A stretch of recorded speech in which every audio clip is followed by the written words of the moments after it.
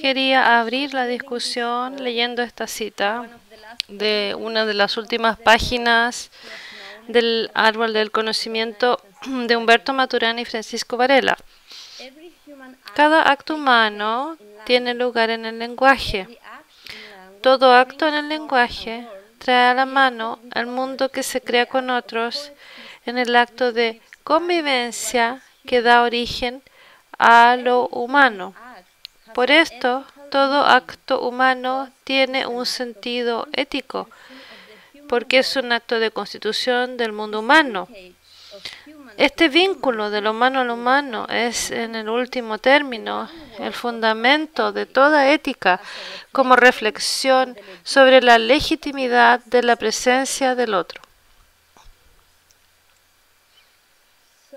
En varias de las charlas y en las distintas intervenciones en estos 5 días se analizó la relevancia de recuperar o de alguna forma restablecer el contacto con nuestra experiencia para poder estar conscientes de esta co-constitución entre nosotros y el mundo. Una realización que tiene consecuencias éticas y analizando nuestro mundo, incluso en nuestras discusiones, parece que por alguna razón esta realización, este darse cuenta no es tan fácil. Parece que llevar esta afirmación a la acción o hacerla en corpóreo, tenemos que hacer algunos cambios para cambiar hábitos, actitudes y quizás incluso para dejar ciertas cosas.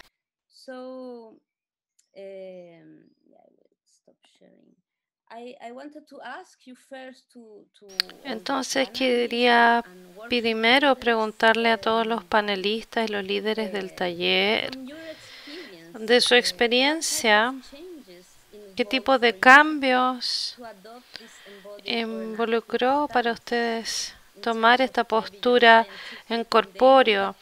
Quizás en respecto de su trabajo científico y también de su vida. Así que quien sea que quiera hablar y comentar o responder esta pregunta.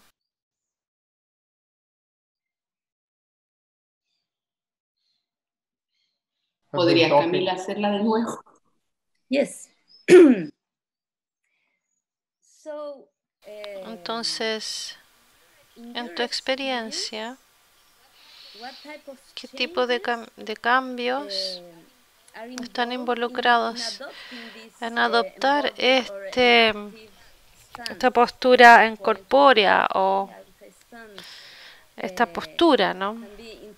Respecto de la investigación o respecto de tu vida, considerando que parece que es darse cuenta que involucra lo profundo que pueden ser los cambios que se necesitan, no tan solo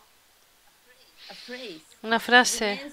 Si tan solo es una frase, entonces vemos que seguimos mirando el mundo de esta forma dual, yo y el mundo. Entonces, ¿qué significa entender profundamente esta co-constitución entre yo y el mundo?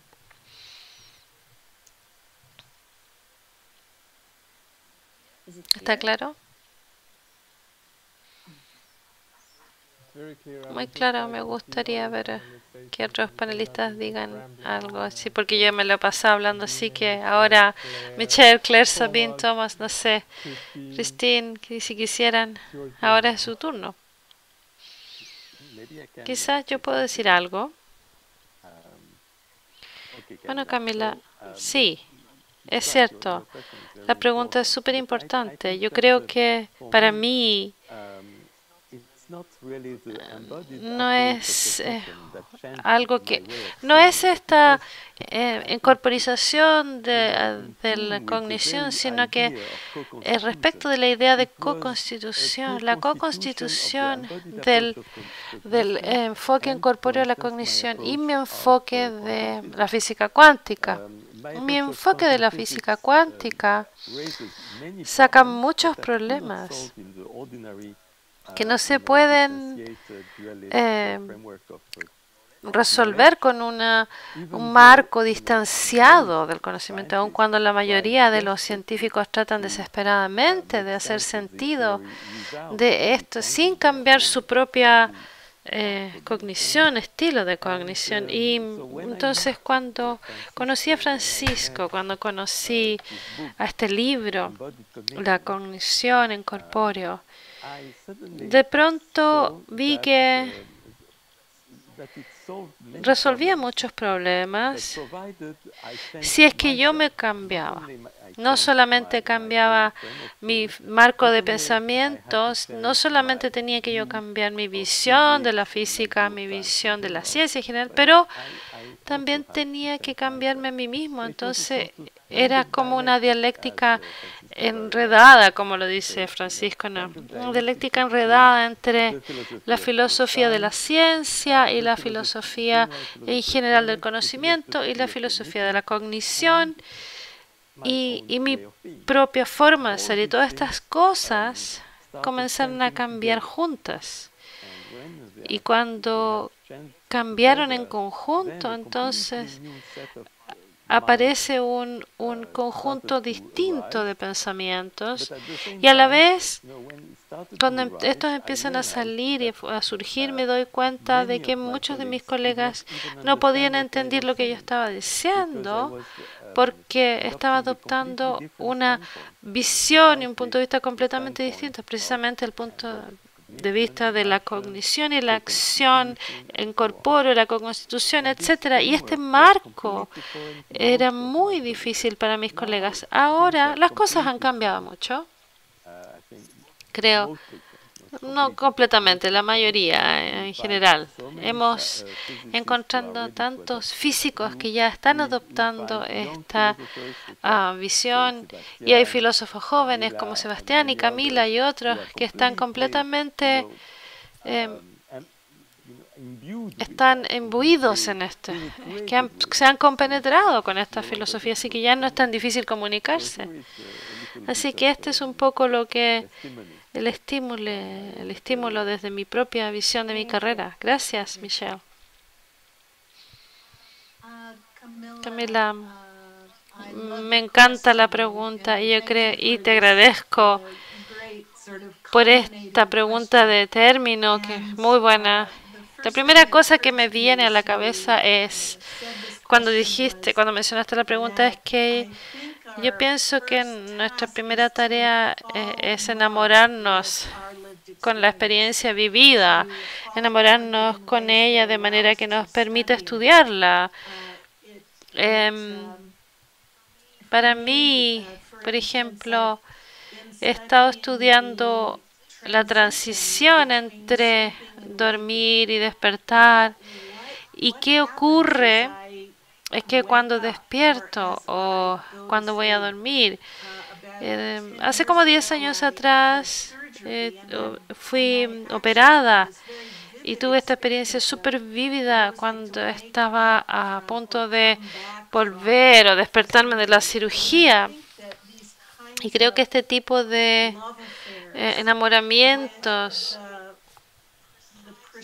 con el detalle preciso de la experiencia son los que nos permiten entrar en el tipo de análisis que estamos entrando en este punto. Y siento que también me doy cuenta de esto cuando me encuentro con otras personas. Yo soy psicoterapeuta, pero hay algo tan inexplicable inicialmente que pasa en el intercambio que yo tengo en las sesiones que hacemos. Este tipo de intercambio corpóreo que ocurre, que aún siento que necesito investigar y ser capaz de hablar de esto más, de una manera más completa.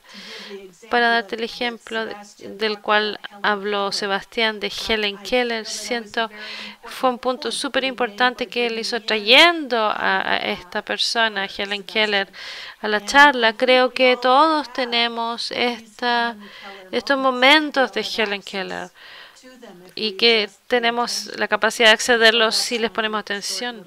Bueno, y esa es mi pequeña defensa de lo que podemos hacer. Gracias.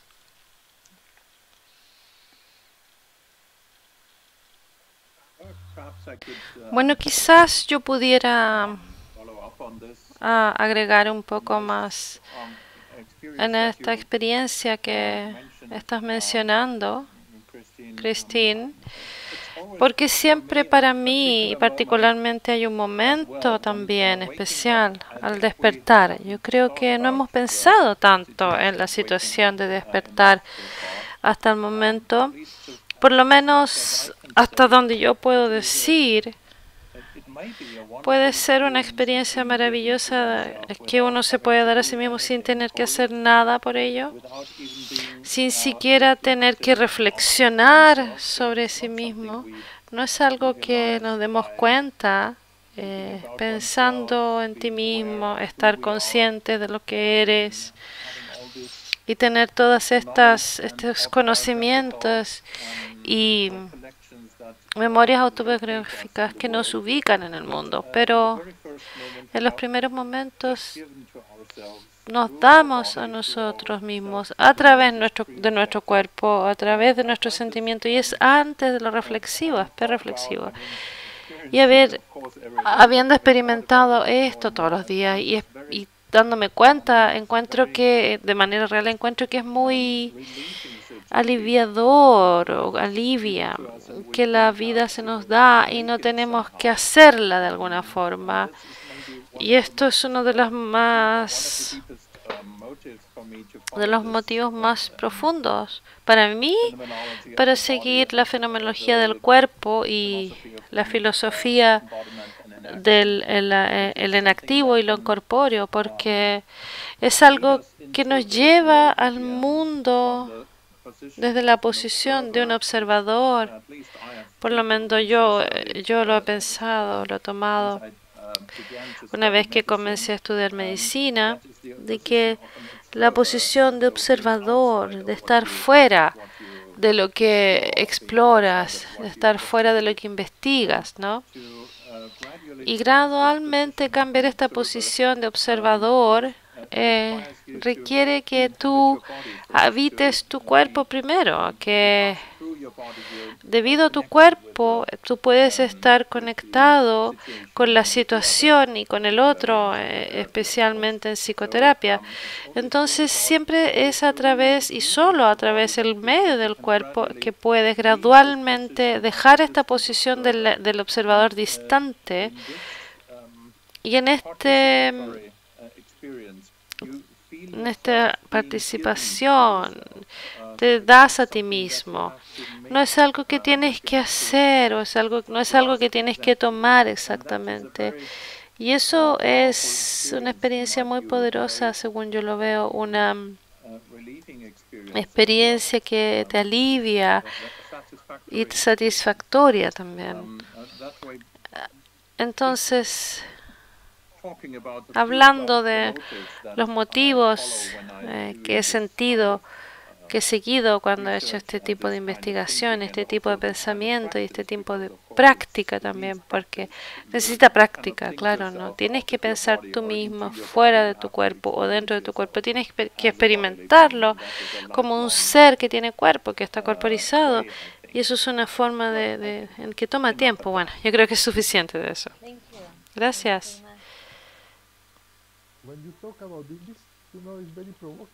Es muy provocativo lo que hiciste. El lápiz es como este, pero también es un lápiz como este y también es un lápiz como esto. Y eso realmente es interesante porque ¿cómo es que estas diferentes formas de poder apreciar sensorialmente este estímulo se convierten en una unidad, por tus acciones? La acción que hiciste hace que esto es un objeto, porque todas estas diferentes configuraciones vinieron de tu acción. y junto con ellas. Entonces, esto es lo que hace una cosa en un objeto, cada objeto que puedes distinguir finalmente en el lenguaje. Vino de una acción. Porque las palabras son gestos también en un sentido. Entonces, el flujo del lenguaje hablado tiene una secuencia y una dirección. Y también el flujo de las acciones ocurre de esta forma. Para hablar, haces algo que se refiere a otra cosa, pero comparten las propiedades fundamentales. Hablas de una forma que es direccional y secuencial. Actúas de una forma que es secuencial y direccional. Y lo que ocurre es que cada vez y cada momento que actúas, te cambias a ti mismo. Entonces ahora estás en una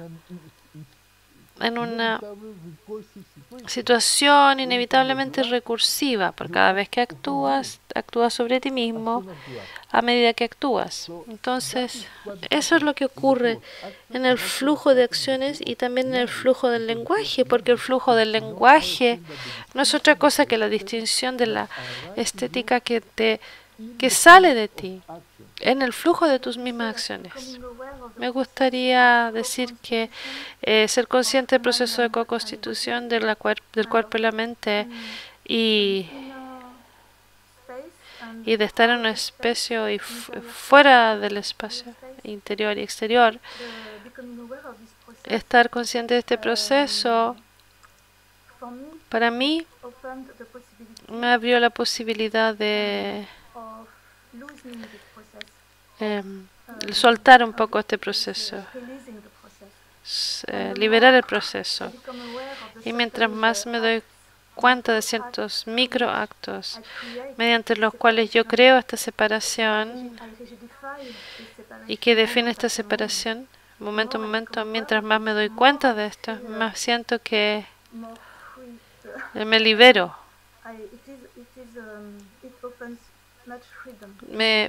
Me provee más libertad estar en ese espacio, explorarla y estar en él como una mujer, hasta donde yo puedo. Y mi sentimiento es que solo comenzamos a explorar recién. No sabemos mucho, por lo menos yo no sé mucho. Eso es lo que quería decir. Gracias.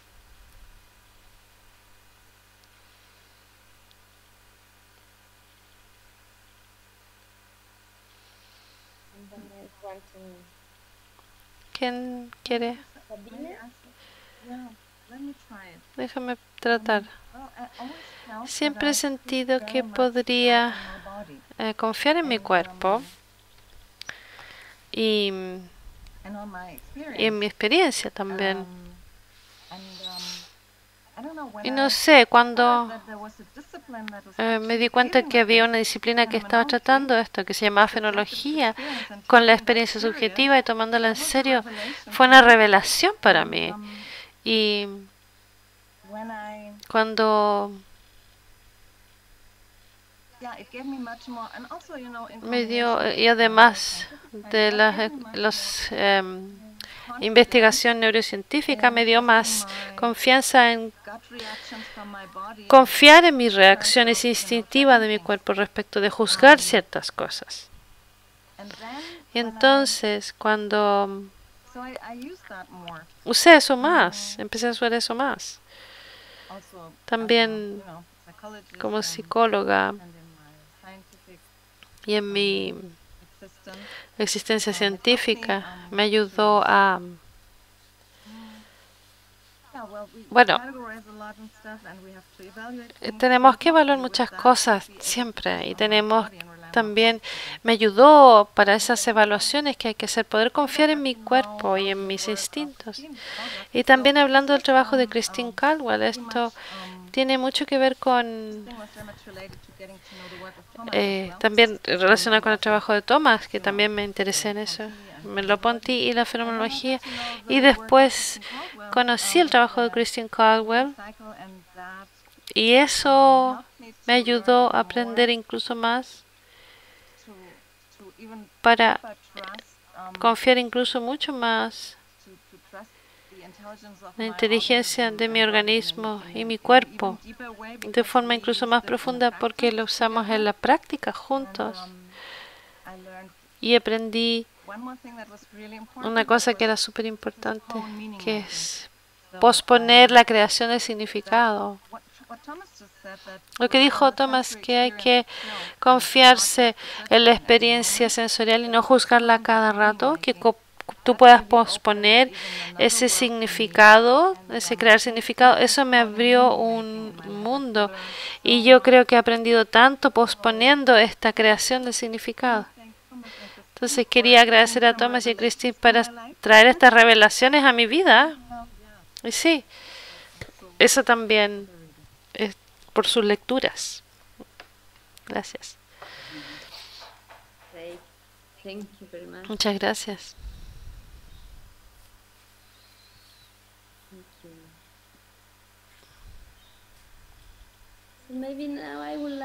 Quizás ahora me gustaría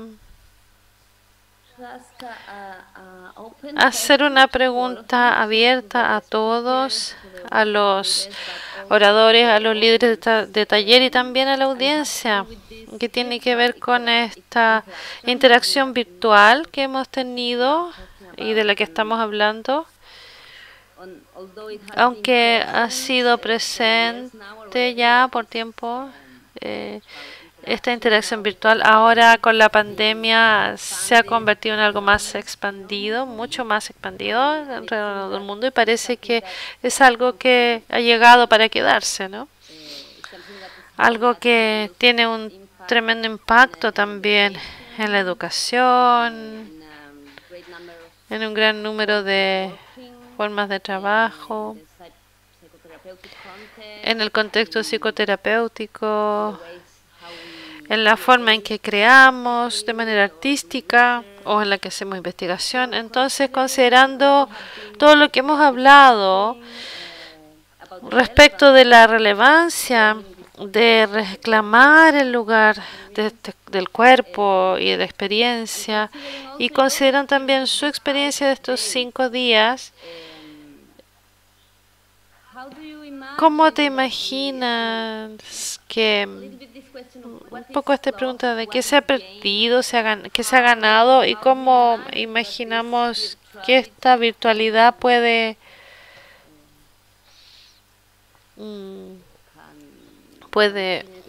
continuar desarrollándose de una forma que podemos preservar algo de las cosas, del contacto corpóreo, ¿no? De la parte afectiva. No sé, ¿qué se ha perdido? ¿Qué se ha ganado? Considerando esta experiencia de estos 5 días de conferencia virtual.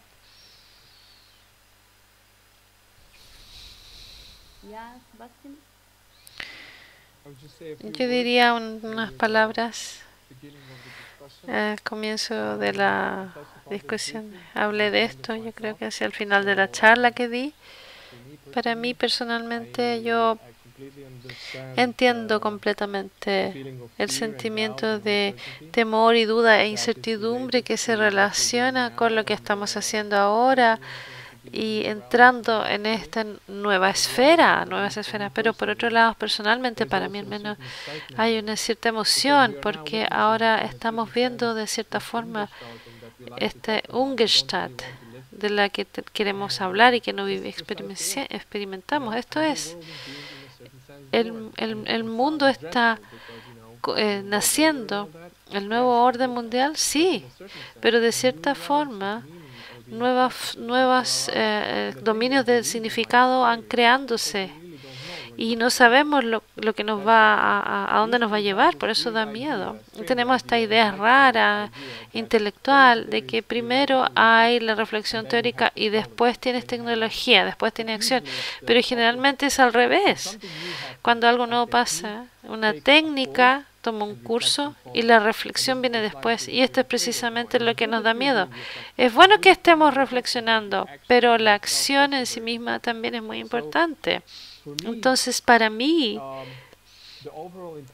la impresión general es esta. Hay una cierta emoción respecto de eso, porque entramos en el dominio donde los horizontes tienen tantas posibilidades. De cierta forma, y en ciertas áreas, potencialmente es liberador y hermoso y fascinante, pero también puede ser negativo.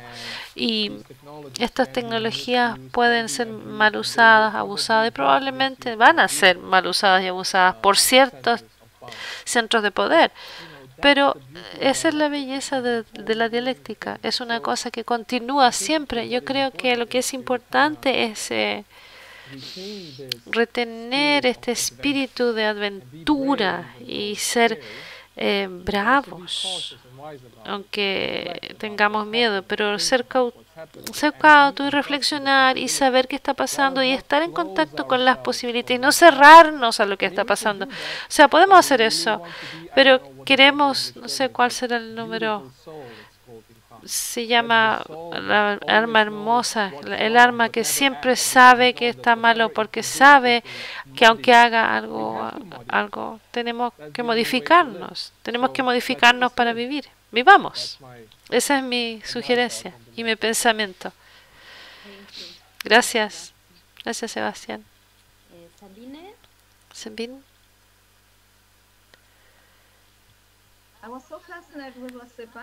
Estaba tan fascinado con lo que dijo Sebastián que casi se me olvidó qué es lo que iba a decir. ¿Qué iba a decir? Es que era interesante cuán íntimo se sintió con el taller y cómo no eché de menos tanto el contacto corpóreo. Entonces encontré que era muy interesante lo bien que funcionó para mí estar en este mundo del Zoom.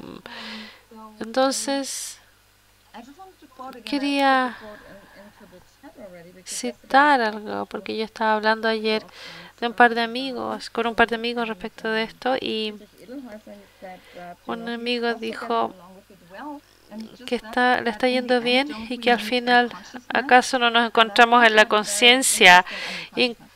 La conciencia, bueno, ese es un concepto bien grande porque ¿qué es conciencia? Pero encontré súper interesante esto porque de alguna forma funciona bien y funcionó en el taller aun cuando no tenía otras cosas que hacer. El taller que hicimos funcionó de manera que fue un espacio muy íntimo, así que quería decir eso.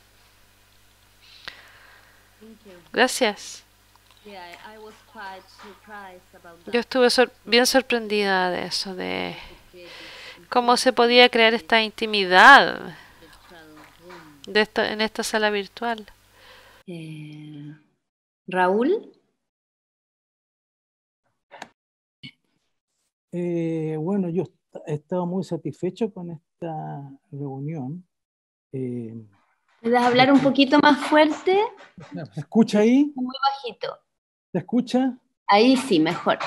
Ya. No, yo he tenido una experiencia muy especial porque yo estoy en cuarentena, tuve un problema con el COVID, ya estoy rehabilitándome y en el fondo otra forma de decir de este simposio, de esta experiencia es que nos preocupamos de ver, visto de otro punto de vista, qué es la realidad, ¿ya? ¿Cuáles son las realidades? A través de los adjetivos aquí que son el cuerpo y la mente y la experiencia, etc.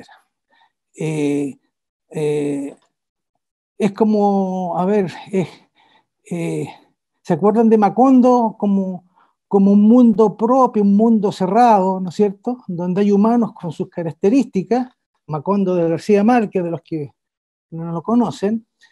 Ahí se estableció un mundo cerrado, que después, desde el punto de vista literario, le han puesto una pila de nombres, pero al final son humanos los que hicieron emerger un mundo, varios mundos, varias realidades, que obviamente visto fuera de Macondo es algo raro.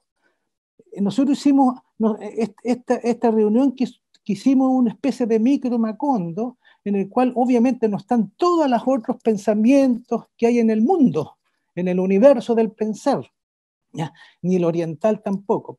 Pero no importa, igual es legítimo, y estos encuentros son para mí muy válidos, y gracias, entre comillas, a la pandemia, es que es posible este tipo de reuniones que a veces, yo creo que presencialmente a veces es más imposible todavía trabajar esta intimidad, tener la experiencia de la intimidad del conversar. Por lo tanto, la virtualidad es entre comillas, ¿ya? Lo presencial depende del Macondo donde estemos, ¿ya?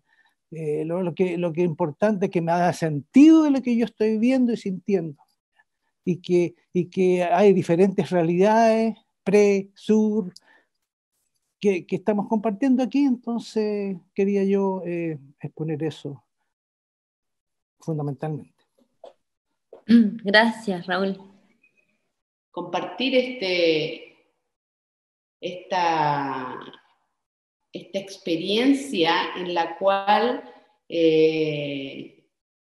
también aparece una ética finalmente, en una sensación de necesidad de hacerlo frente al desastre ecológico, frente al ver la angustia profunda de adolescentes, de trabajar con mucha gente sufriendo inútilmente, así como la sensación de lo inútil de un sufrimiento, que a veces el sufrimiento te permite abrir un espacio, pero es un sufrimiento que va ahogando, ¿no? De percibirlo. Yo desde mi experiencia sí en adolescentes, y cómo a través de moverlos van contactando sin explicación, y ahí me surge esto en esto de la ética que dice, ¿no? Esta sensación de búsqueda de un modo de vida congruente a la vida, ¿no? Y no es porque piense que vamos a saber cómo, ¿no? Pero sí creo que esto mismo de la tecnología, no sé si vieron este documental de las redes sociales, ¿ah? En que aparece una imagen que es mucho de lo que hemos estado hablando, y anoche lo pensaba, este niño que es llevado atencionalmente desde su WhatsApp, desde su Facebook, este poder que dice que cuando lo toma el poder, pero que la imagen es un cuerpo colgado que se va vaciando, transparente, que no tiene piernas, no tiene... Y ahí la imagen de descorporalizado, ¿no? Entonces sí creo, ahí me surge en mí una sensación de que estos espacios de reflexión pueden llevar distinciones, ¿no? Para comprender este acoplamiento congruente con el gato, con el árbol, con el cuidado del gato, con esta intimidad que sentimos, y hacer un mundo desde esta intimidad, ¿no? Juntos. Así que agradezco profundamente, Camila, y a todas, Alejandra, María Isabel, todas, y vuelvo a creer que hay algo en la sensibilidad femenina, en el cuidado, en la maternidad, en este tener que mirar a un ser así que se gesta internamente. Entonces, creo que es importante este movimiento que han hecho, que ayuda a llevar una ética en comunidad, ¿no?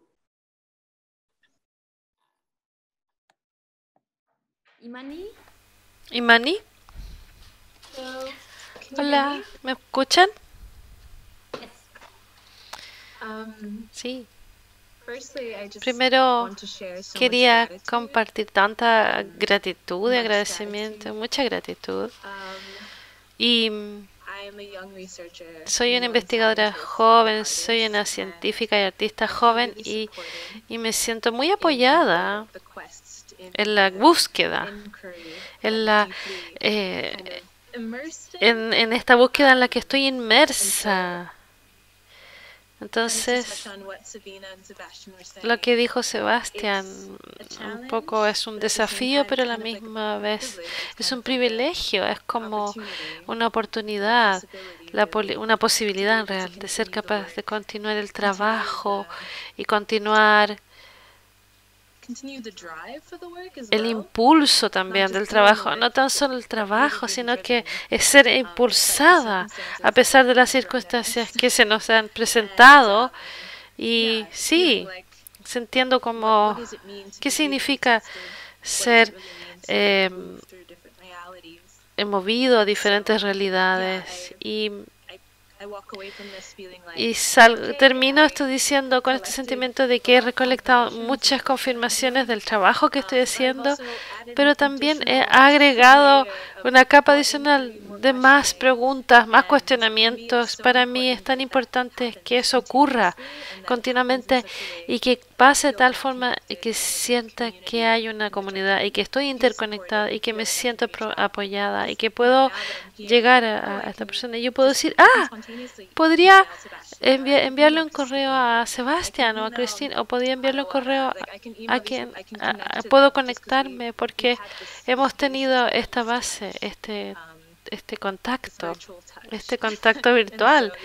Y sí, tengo mucha gratitud y muchas gracias y me siento muy motivada. Así que gracias.